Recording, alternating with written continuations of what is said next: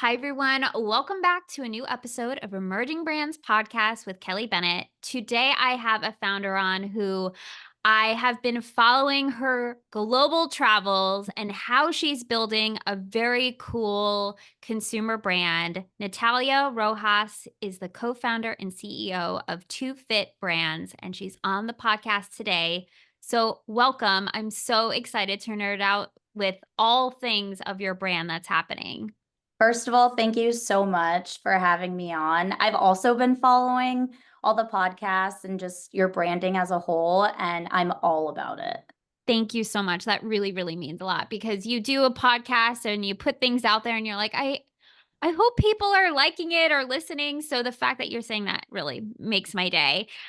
So as you know, on the podcast, I always kick things off with people's story. I love hearing background stories. I love, especially for founders, like it's such a wild ride to start your own business and brand and to go all in. So I would love to hear a little bit about your personal background and then how you became the co-founder and CEO of Two Fit Brands. Yeah, of course. So, just to kick things off, my co founder is Marcella. She's actually my sister in law.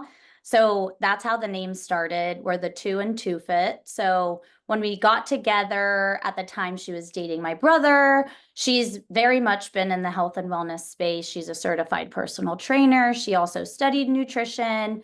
For me personally, I was a competitive gymnast my whole life. I actually founded the club team at San Diego State with a couple friends. So I continued my gymnastics journey in college. So health and wellness has always been a very big part of my life. And aside from that, too, I grew up in a very entrepreneurial family. We're all Colombian, even Marcella. So that's also something that we always shared. I moved to the US when I was two. So coming here, being a gymnast, and then Marcella coming into my life, the two of us very much bonded on that. And we started going to the grocery store like anyone else, obviously getting groceries, and we couldn't find a snack that sat well in our stomach. And so when I would go home from college and she would be at my parents' house, we started actually making protein bars. So that was something we were like seeing that there was a lack of in the market. So we started just making them, kind of putting her expertise on what we should be putting into them. I'm a huge foodie, so obviously my palate, I was like, let's get this going. And then from there, we were like, it clicked. We're like, we are kind of onto something where it felt clean, it sat well. Then we started testing it out with like different people. In college at the time, going into the R&D process, I was like, okay, like let's very much leverage this time in our life. And during the R&D process, we actually started sampling the product once we found a co-packer and everything. And that was like a huge learning curve, which was awesome. And then we wanted to keep the two going. So we launched with two SKUs. We ended up launching right before the pandemic. So like Wow. company, we really had to learn how to pivot. And that's how we kind of got started. I grew up going to expos because my family had invested in different CPG companies.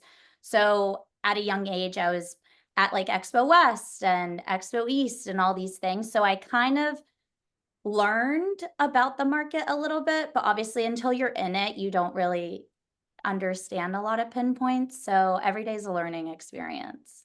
That's so interesting that your family was in this space. Did you always feel like you would become a founder or co-founder of a consumer brand? Yeah, at a very early age, I always kind of had that. And I feel like kind of seeing my parents always being in this very entrepreneurial like road. In Colombia too, my mom was in the fashion space, and then here, like they started real estate, investing in different brands. So growing up in that atmosphere, like my dad taking me to his meetings and making me talk at a very young age, I was kind of like, okay, I like this. What a cool upbringing, and the fact that your dad brought you and had you speak at a young age at meetings, like, that's incredible. That's just it creates an incredible foundation, especially as a young woman. in business and building that up. My dad would do something similar with me too.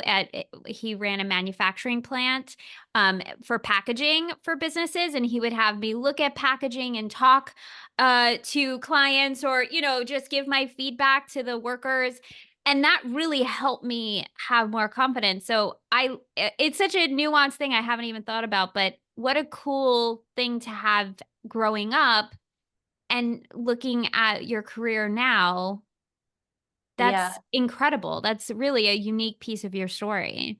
No, yeah, and also, like, being in college at the time, everybody's always on the go, so, like, kind of understanding what I was looking for, but also, like, people around me were looking for was very important, and then it was also really fun kind of curating everything within, like, my parents' kitchen to get started, and it was also really cool to be able to do it with, like, and continue to do it with my sister-in-law now, because like, they got married not long ago, so it's been nice to kind of keep it in the family, but also, Right. like, a lot of learning experiences on that end too.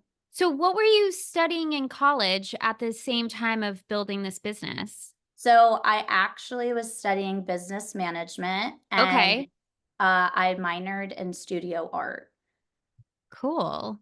Yeah. So how did that then transition to now? So did you graduate already, or you're still doing Yeah. both? Okay, Yeah, I cool. graduated, and it was nice because like, as I was in college, all the courses I was taking, I was able to kinda take what I was learning and apply it, and I feel Right, like I was that really helped me also understand the curriculum a lot more, and really understand, like, the foundations and stuff, but at the end of the day too, I was, like, leaning on the internet on, like, research and, like, doing a bunch of stuff on the side, to kind of really hone in on, like, industry specifics and, like, stuff like that, so I think that also helped in terms of, like, just having a base on right.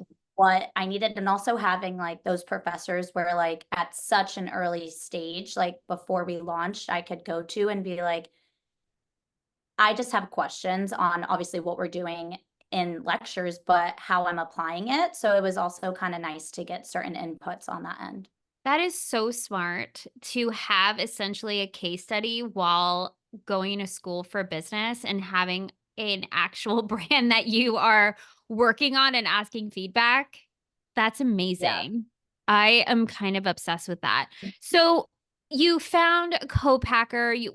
Did it start with like you all landed on a recipe that you really liked while you're making stuff in the kitchen, found a Yeah. co-packer? Like, how did that all go down? Yeah, so we started making like, protein bars in the kitchen, and from there, we were like, "Okay, next step." We had a huge laundry list of, like, a bunch of different co-packers all over the country, but then Marcel and I were like, "Okay, we wanna hone in on a place where, like, is very accessible to us." Like, at the time, I was in San Diego, so I wanted something on the West Coast that I could drive to, Right. so we focused in on California, set up meetings with different co-packers all over, toured the facilities, had questions, brought in what we were making from our own kitchen and the process. Obviously, everything kind of changes because it's a larger scale.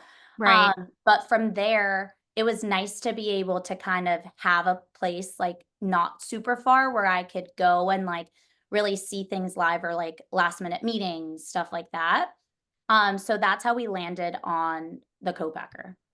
Incredible. And was there anything that even you learned yourself that the fact that you have family who's invested in CPG is a huge advantage, and going to school while building your business is a huge advantage and resource. But was there anything else that as you were in the trenches figuring it out that you were like, okay, I really wish someone told me this sooner, or I had learned this sooner, just like fresh off the top of your mind? Because again, you went in with such an incredible foundation, but so curious if there was anything that you learned early on that you would just wish you knew more heading into it. Yeah, 1000%. So, like I mentioned, I was a gymnast growing up, and I feel like I call myself now like a recovering perfectionist. So, Got it. I think that is something I've been able to kind of work on a lot throughout my founder journey, because it's not easy, right? Like having such like kind of wanting everything to be perfect and take on. Obviously, as a founder, you wear multiple hats. Right. And even having a co-founder, like with Marcella, we divide and conquer different things, but we're still wearing multiple hats. So I feel like growing into, like, the space I'm at now as a founder, really being okay with, like, asking for help, right? Going Mhm. to people and asking those tough questions, which I feel like I've been able to manage more, now, and I feel like that's something that I wish, like, I could tell my younger self, like, "It's okay, and you don't have to have all the answers," and, like, yes, you can research them, you could try to figure it out, but it's also okay to go to other people that are in a much later stage or in different industries to be able to get those answers that could help, or even just ask them like, what would have done differently during this stage? And I feel like that's something I'm still working on. Yeah. And so yeah, That resonates a lot, and I've found now this year, I'll hit over 100 episodes and interviews with founders, which is so cool to say. that's amazing. I think this is, like, the 90th episode or something crazy like that, which is so amazing, but to be honest with you, I wanna say 95% at least have shared, and maybe it's 99.9% of founders have felt that getting over perfectionism and giving yourself some more grace. I'm also saying that I like how you said recovering perfectionist because I definitely was in that camp and it was just tearing me down. I mean, the burnout was so real. I just interviewed Tori Bell and she mentioned this too. So I really appreciate you sharing this because I think it's something that needs to be reiterated and reminded because when you're in the trenches and you're figuring stuff out and you're excited and like you're putting everything into it, you Mhm. want it to land, right? But there's also that giving yourself some grace to figure it out. Yeah, I 100% agree with all that stuff. And also, I think like really surrounding yourself with a really good founder network is Right, very helpful because going and like leaning on different founders, having those resources like really helps. And I think that's something I'm very grateful for now that I've been able to like cultivate and kind of grow. And I've been able to learn a lot, especially in like the consumer space, like from different brands, different founders, like, and it's also nice because I can get their input, like sitting down with them and right. being like, hey, I'm working on this right now.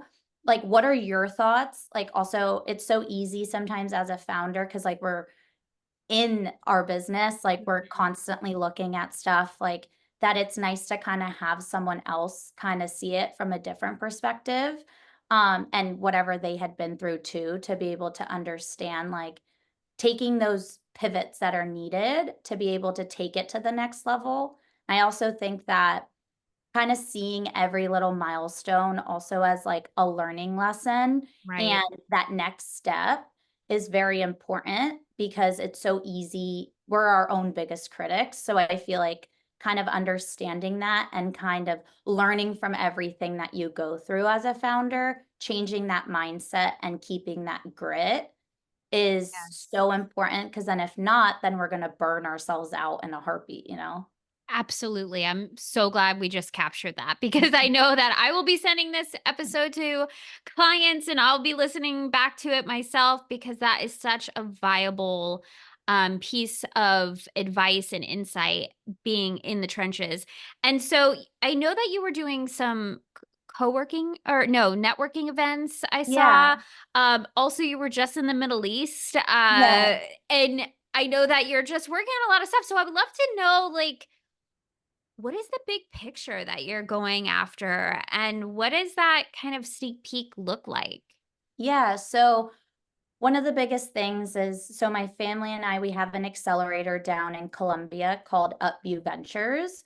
And it's been awesome because I've been able to lean on the accelerator at like for Two Fit. So I've been able to also surround myself with different companies down in like Latin America, right? Where they want to take their companies to the next step, whether it's the US or taking them to the Middle East. And also like I've always enjoyed traveling. So I think that's just something that I've always enjoyed and we've done as a family. And also in the industry that I'm in, since our product is so easy to have in your bag, it's like on the go. Every Totally. place that I go to, I always try to seek out like what's in the market, like what retailers, what specialty stores are there. So then that way I can add that to different markets that I would want to launch in later on, right? Um, we really want to hone in on the US right now. So aside from that too, it's like surrounding myself with that founder network. But I actually met Maggie Rose, she was on your podcast through Dream Ventures. So And cool. her and I, her being in tech, me being in consumer, we really clicked. And so we wanted to start like a networking series to bring in women founders and funders together. And we started holding events in the city. And I think that has also helped me a ton because I've been able to, again, ask those questions to different founders. And I always say, like, no matter the industry that you're in, there's always something to learn. Right. And that's helped me as a founder to really work on talking about my company, right? Because like Right. we're always on, right? As a founder. And so really focusing in on your pitch, but also understanding how to read the room, who you're talking to. And I feel like I've been able to take that in different ways as far as like Two Fit goes. And it's also a good place to just be in front of different founders and investors, and having really raw conversations on what it is and what it looks like to actually be a founder. I love that. I'm all for community events. When I lived in downtown Las Vegas, I would co-host, we called it Local Creatives Meetup. Oh, I And it love was that. for like all local founders, creatives, people doing cool things. And that community really helped me build my business to where it is now. And so I love that you're doing that because it's so scary and daunting doing something yourself and putting yourself out there so that the fact that you've created a space that you're like, "Hey, I'm doing this too and we're doing this together." It feels already so much more welcoming and inviting to someone who's in the early stages to help them build that confidence and courage. And so I just really appreciate what you do because it's such an important aspect of honing in your pitch and honestly underneath that is confidence. Oh, yeah. Right? And feeling confident going into a room as this founder title, and what does that really mean? And I think there's so many different perceptions of what it means to be a founder and to be a CEO, right? And what we thought it was and what it really is and what we wanna be. So, I admire how you're building community yourself, also with your brand. I think that's really cool. Thank you. And I also think that we came up with the name No Pressure Networking because we Yes, wanted, I remember that. yeah, we want it to be very like actually like going into stuff, no pressure, right? And like get those meaningful relationships where like I've met a couple different founders and investors where I can just call and be like, "Hey, I am at this point. I really don't know how to handle this," right? And for me, it's also like it's been uncomfortable because asking for help and asking like for advice and stuff didn't always come easy to me. So I feel like it's been able to push me to be able to understand and kinda change my mindset on, you know what, that's okay. Like, that's Right. everybody's on this boat, right? And it's better to have those meaningful relationships and people to lean on to be able to learn how to navigate, right? Like, we're not perfect. We are here to learn. So I think Right. that's also, like, really helped my own growth. So well said. What is another piece of advice or maybe something you've already touched upon that you would tell a founder who's in the really early stages? Like one tidbit of like, remember this. Yeah. As you're going in, like, remember this part. It's really important. Okay, so my first thing is like I kind of mentioned before, really putting yourself out there within different communities. There's a lot. Like I feel like everybody's craving community nowadays. So really stepping in it's uncomfortable at first, right? But putting yourself out there will help you learn a lot about your company, but also about yourself. And Right. then also really like taking it day by day, obviously like having your plan and understanding like the short term, long term goals, but also like give yourself some grace because our minds can run so much and they never stop. So, like, also, it's okay to take a step back and be like, okay, I feel like this is what I have to get done. But if I need to work out because it's good for my mental health and my physical health, like, I need to put that as a priority too. Because then if not, then, like, burnout is so quick and easy. So I think giving yourself grace, but also listening to your body at the same time, so burnout doesn't come really fast. Thank you for saying that because I have struggled with this. And just this past week, Oh, me being too. totally honest, my mind has been going 1,000 miles an hour and it's been really hard to sleep. And Yeah. so I'm like, okay, Friday, I just have to get till Friday and I'm going to acupuncture, I'm going to Pilates, I'm even going to the dentist. Like I head to toe, I'm going to do a reboot because it's so important. And especially in the vertical that you are in health and wellness, you're building this product. And then if you feel like crap while you're doing it, what's the point, right? And I would argue for anything that anyone is Yeah. doing. So thank you again for saying that because I personally needed that reminder.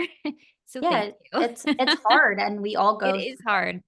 But I also think that it's kind of learning about yourself and listening to your body, like, prior to getting to that stage, and at the end of the day, Yes. like, we're gonna we're gonna go through stuff like that, you know? But Right. it's also, like, putting in place, like, certain things that will help you, and I also for me personally, like, working out or getting outside, it helps my creative juices flow, so, like, Totally. I have to kinda give myself even if it's 20 minutes, like, okay, 20 minutes will do so much for me, right?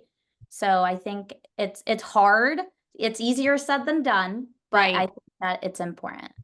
Incredible. Well, I could talk to you for hours. I admire everything that you're building and doing. Thank you But so much. I know I have to let you go, but I wanted to make sure we captured how someone could shop to fit brands. Yeah, of course. So you can go to our website, twofitbrands.com. We're also nationwide with Lifetime. So if you Amazing. happen to be at a Life Cafe, you can find our product. We're on Amazon and Walmart Marketplace as well. Congratulations. Such a cool story. I look forward to continuing the conversation as you build and grow. And I love how we tied in the conversation of taking care of yourself. So, when a founder listening to this podcast right now, as you take a moment for yourself, go for a walk, get your Two Fit brand protein bar, and have a nice moment, recharge, take care of yourself. And when you need a reminder, go back to this podcast and listen to it again. So, thank you so much. I'm so glad that we captured this. Thank you for having me. You're so welcome. Thank you, everyone, for listening, and I'll see you on the next episode. Bye.